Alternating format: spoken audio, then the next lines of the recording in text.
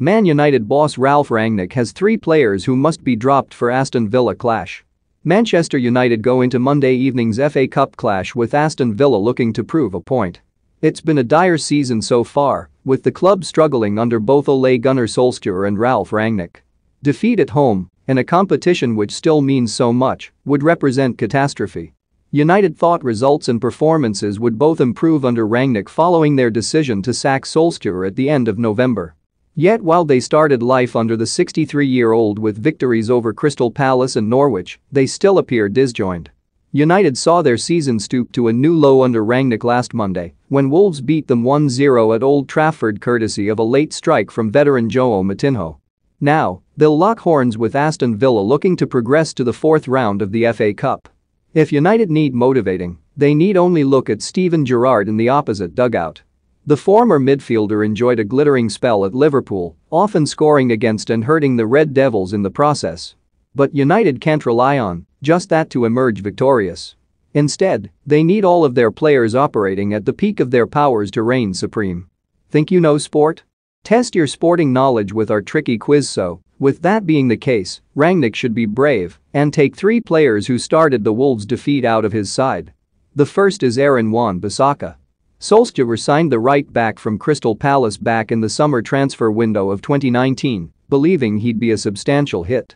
While Wan-Bissaka has often been good defensively, however, he leaves plenty to be desired from an attacking perspective.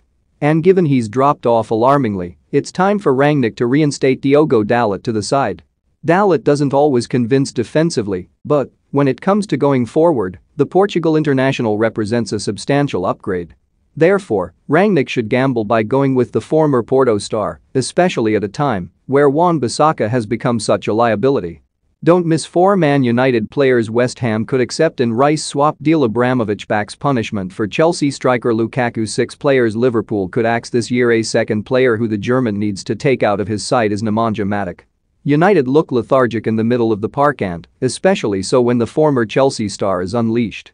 Matic was once one of the best defensive midfielders in world football, but as he enters the twilight years of his career, those days are over. The Serb lacks the speed and intensity to become an undroppable, and it's time for Fred to be put back into the team instead. As well as Matic, Jadon Sancho is another problem player at the current moment in time. Solskjaer spent 3 years pursuing the former Borussia Dortmund star, with the club's own interest dating back to when Jose Mourinho ruled the roost. Yet Sancho, so far, hasn't proven to be worth the wait. The England international has scored just once in the Premier League this season and twice across all competitions. For a forward who cost in the region of £73 million, that simply isn't good enough. And given Sancho's selection has seen Bruno Fernandes demoted to the bench, the Portuguese playmaker deserves to come back into the side. Fernandes, like many of his teammates, has suffered a dip in form since Cristiano Ronaldo's Hollywood homecoming back in the summer. However, the former Sporting Lisbon star is worth sticking with. When he's on top form, he's one of the best players on the planet. Meanwhile, speaking ahead of the game with Villa, Rangnick spoke out on what the FA Cup meant to him. When I was a young student at Stuttgart University, I spent the year, as you know, in England, in Brighton, as a guest student at Sussex University, he said.